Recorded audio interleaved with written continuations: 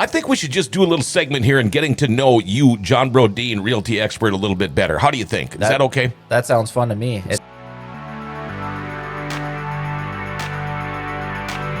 Here we are. We are back with your Berkshire Hathaway bi-weekly podcast. Realty expert John Brodin is in the studio. Hey. How you doing, man? Good. How about you? I'm doing all right.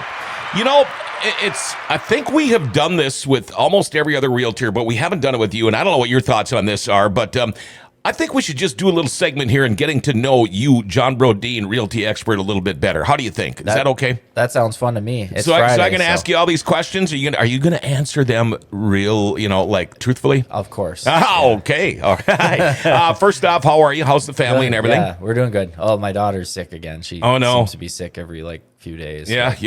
Had to take her home from daycare early yesterday because she had a fever. Get used to it. Yeah, get used to it. Now, how old is she now? She's 15 months. Okay, so A year and 3 months. So are they teething now? Yeah, she's got her front two on top and bottom, and her molars are starting to come in now. Okay, and a lot of the times they'll get a temperature or a fever when they're teething and all of that, yeah. but she's coughing too. Okay, it's well, just that's a bummer. Lately, I swear it's been 1 week out of the month she's not sick, and then every other time it's something's going on. Well, that's too bad. Yeah, I feel bad for her. I know. Yeah, well.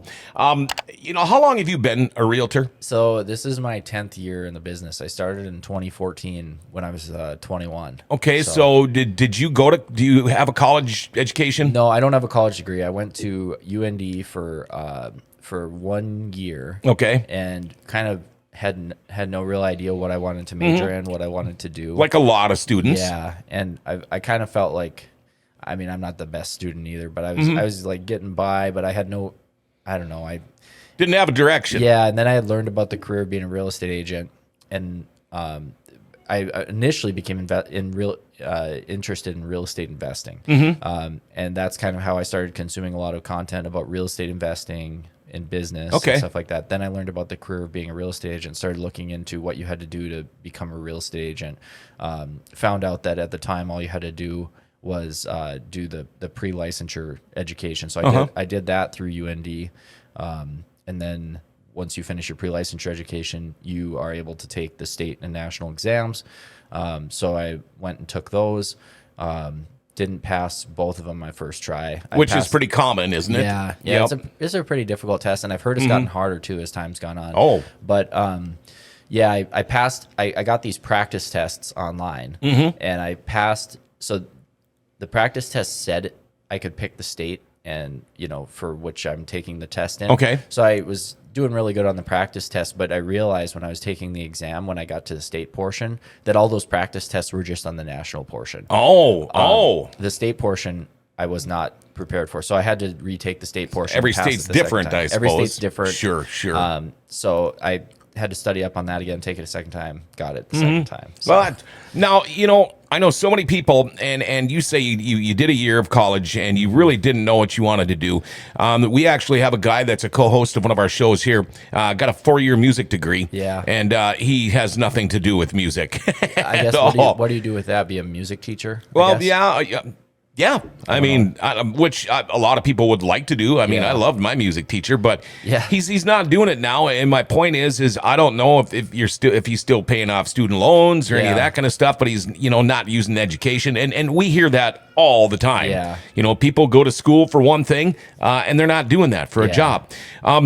Now that you found this, being a realty expert, okay, let's go back even a little further. Born and raised, I want to know about John Brodin as a little guy. Yeah, so born and raised here in Grand Forks. Okay.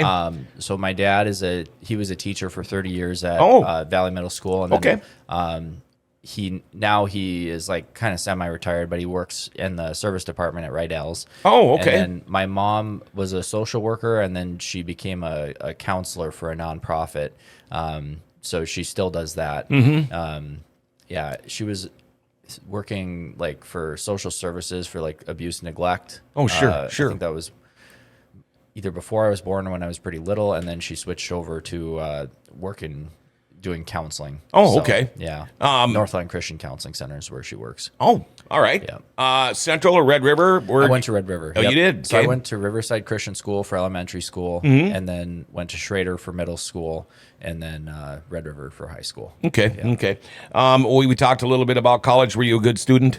In high school? I mean, in high school, I kind of just phoned it in. That was I me had too. stretches where I was pretty dedicated to school, and I was getting good grades, but I never sustained it. I would Sure. like stop caring. And Yeah, I made the honor roll one time in Yeah. 4 years of high school, and it was my last semester of my senior year. Yeah. Which I only had 3 classes a day, so I went to school from 9 to noon. Yeah. It wasn't too bad, but for me, I just went to school for sports. That was about the only reason I was there. And it's, I'm getting an education too, blah, blah, blah. But brothers or sisters, do you have any? Yeah, I have a sister, Anne. She's 3 years younger than me. So Okay. she's 27, gonna be 28 soon, and she works for CVIC. Yep. She is part of their victim witness advocate program. So Okay. she's mostly involved in the court system, Yep. helping inform like victims and witnesses of their rights and what's Sure. next in the court process. She was direct service with like victims of Mm-hmm. domestic abuse prior to that. So she's really liking her. She really loves that career though. Right, She's and passionate those about are it. the ones that will help you get restraining orders and things like that. We've Yep. had people in here from the CVIC before. They do wonderful work. Yeah, that's an amazing organization. I don't know if it's still open, but for Giving Hearts Day, I would strongly urge people to give to that organization because they do a lot of good in the community. And so like if people are in a domestic violence situation, they help get the person out of it, try to help protect them. Yes. I'm pretty sure they have even a safe house that they can get people into, help people get on their feet on their own away from the dangerous situation. And this morning I did a story on Giving Hearts Day yesterday because we raised a record amount of money. But here's the thing: just because Giving Hearts Day is over doesn't mean you have to stop giving. Oh yeah, it is. Okay. I mean, you can keep on giving. Yeah.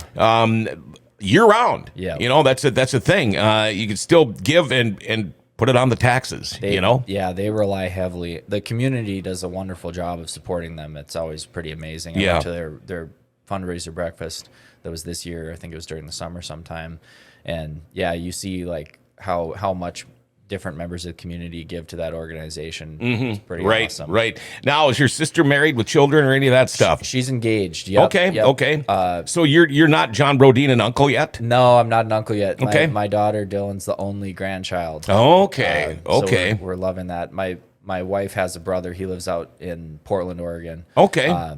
He's an athletic trainer for their D1 soccer team. Oh. But no, he doesn't have any kids yet. So Yeah. we're the only ones. only ones. Now, you mentioned your wife. I don't know. We kind of decided we're just going to open you up here a little bit. But go ahead. tell me about your wife and how you met. Yeah, so we met. She was still in college. I think I may have still been in college when we first met, because we knew each other for a year or two before we started dating. But we started dating in like 2014. Okay. So coming up on 10 years of dating, and then got married in 2020. Had our daughter in 2023.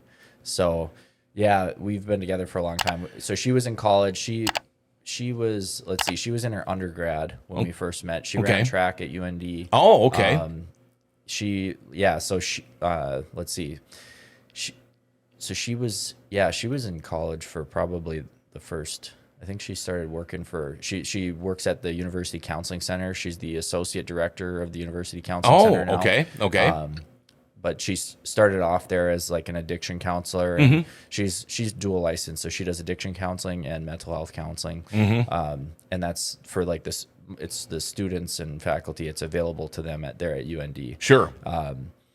I think she started there in 2018. That's when she finished up her master's degree. Okay. And everything. Wow. So now, you said she was a track runner? Yeah, Was she was a she a track runner. sprinter, middle distance, long distance? So she did the 400. Okay. In high school, she did a whole bunch of stuff. I think like the 400 and the 200. I think her main thing was the 4x4 relay. Sure. I I don't know track that well. Yeah, so I was co-captain of my team in oh, high you school. were track Yeah, runner too? I was a Yeah. half miler and a quarter miler. Yeah. She's got a whole bunch of like state records for high school Really? and stuff. Yeah. Did she go to Or school here records. in town? Yep, Red River as well. Oh, she did? Yeah, she was a grade above me, but we're the same age. Oh, So okay. I did okay. not get held back. I just started kindergarten. I did not get held back. Does she? I know you're active. Let's talk a little bit about what you do when you're not a dad and a realty expert. Yeah. But you're into beating people up and things like that. But in a nutshell, explain what I'm talking about here. Yeah, so for like I think it's probably been like 6.5 years that I've always been into working out, especially after high school. I was into lifting weights a lot, and I still am into lifting weights. But I started in 2017 at Progressive Martial Arts in Grand Forks. So they offer a lot of things, MMA, striking, jiu-jitsu. So a lot of people get confused on what jiu-jitsu is. That's my main thing. Is jiu-jitsu is it's like wrestling, except in order to win in wrestling, you have to pin somebody. You're not allowed to like choke them, or you're not allowed Right. to, You're like, not allowed to punch them in the face 100 yeah, times. and there's no punching in jiu-jitsu Yeah. either, but what you can do that's different from wrestling, instead of pinning them to win, is you have to put them in a submission hold and get them to tap out. Sure, They're, sure. A choke hold where they got to tap or else they're going to pass out. Yep. Or in a joint lock, like an arm bar. break a leg or break an arm. Break Yep. an arm bar or break an arm, So whenever you see, if you watch like MMA, UFC fighting, whenever you see an arm bar or a choke that's jiu-jitsu. It's mostly ground. Did jiu-jitsu, did that get its start from kind of self-defense? I'm not really sure. Okay. It started in Brazil, and then so it was brought. There was a Japanese guy who went to Brazil and taught all of those guys judo, and then the Brazilians really focused on like the ground fighting, because judo has ground submissions too. It's just less of an emphasis. The Brazilians really like honed the submission ground fighting game. And then it really became popular when the UFC first started, because there was this small little jiu-jitsu guy. I'm sure everybody, you're a fan of this, you remember Hoist Gracie. Oh, yeah. Yep. He was like 170 pounds, skinny, and he beat up all these big 200 and some pound guys by submitting them. Yeah, He put them in submissions and got Just them be to whoop, tap whoop, whoop. out. Next thing you know, they're tapping out. Yep. So that's how it became, like, that's how everybody in America kind of found out about it. And now it's huge. I mean, it's not super popular up here in the Midwest, at least in North Dakota. I mean, I think there's 2 gyms in Grand Forks now. A new one just opened. And then there's like 2 or 3 in Fargo.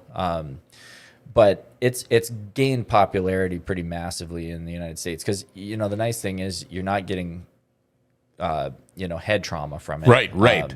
At least that you know of. You're just wrestling. Yeah. And I'll still do I'll train with MMA fighters and do some MMA and striking as well. But Sure. the thing I'm best at is jiu-jitsu. I've been doing that for All right, the because longest. let's face it, there's been days you've come in the studio, you did look like you were the can and kicked the can. Yeah, I'll get a black eye. I mean, half the time I get a black eye or a bump on my face or something just from jiu-jitsu, where You you're just wrestling. accidentally bump heads Yeah, or you take a bump shoulder heads. to the eye or something. Yeah. So you and your wife are pretty active. Yeah. And that's a good thing. Plan on expanding on the family at all? Yeah, we'll probably have another kid Good. in the coming years here. Yep. I think we probably want to have 2 kids. Sure. But Now, she's big into CrossFit. That's what her thing is. Yeah. sure. So you both are very physically fit. Yeah. And do a lot of activities and stuff. We're running low on time here, but I do want to ask you this. You're really good at what you do. That's why they call you a realty expert. Can you see yourself being part of the Berkshire Hathaway family for the rest of your career? Probably, yeah. That's the way I see it. Unless you open up your own? Technically, I don't know if very many people know this, and I don't talk about it very much, but I'm actually part owner in the company. There's the 4 main owners, and I'm 5th owner, but I have a smaller share of ownership than the main 4 people do, which is kind of nice because I have less responsibility than as well. Sure. But I've been with them, even though we've collectively, the same group of us have switched companies or franchises 2 different times while I've been in real estate. I've been with the same people the whole time since 2014. Yeah, so great group too. It's a good group. I love when those they guys. call them a family, that is. Yep. They really look out for me. They've always been very good. You guys work hard, but the Berkshire Hathaway family, they also play hard. Yeah. Oh yeah. That's kind of cool. They're fun. That's when we left the company that I originally started with, and they were there too. it was like, do I stay with the one company? Do I go with them? And there's people I really, really like at the other company. Sure, too, and it was a hard decision. I was only a year in. Yeah. But it seemed not saying any insults to anyone. Right. It seemed like some of the really fun people that I really liked were going that direction. So that did weigh on my right. Yeah. And a lot of times that's the hardest part about leaving a job. Yeah. Is not the job, it's the people. It's the people. It's the camaraderie, it's the friendships and all of that. And it's almost like a divorce. I might be friends with both of you. You get divorced. Don't expect me to not be friends with one and to be friends with the other. You gotta, just because it didn't work for you doesn't mean that there's for plenty me. of people there that I used to work with that I have great relationships with, and I still really like them. It's just it. Yep. So it turned out to be a good thing for my career. It all worked out. So. Well, we got to know you a little bit better today, there man. you go. Not just making fun of you for getting beat up and beating people up and all of that, but now we know a little bit about what makes John Brodin tick. Yeah. That's awesome. Big plans for the weekend? Yeah, I'm flying out on Sunday morning. Me and my wife are going to Tulum, Mexico. Yeah, that's right. Going to be there for 6 days. You look like you just got out of the tanning bed before you got here. Yeah, no, I didn't go today yet, but I probably will later today. All right. Yeah. John Brodin, thank you, man, and enjoy your vacation. If somebody wants to get a hold of you, how do they do that? 701-213-5428 is my cell phone, or check me out on social media. I'm on pretty much every platform. John Brodin Realtor. Again, have fun. Yeah. It was great picking your brain a little bit, and we'll see you in a few weeks. Sounds good. All right, there you go. Realty expert John Brodin. Getting to know John Brodin better. How about that? We'll be back with another Berkshire Hathaway bi-weekly podcast coming Wednesday. Till then, have yourself a great weekend, everybody.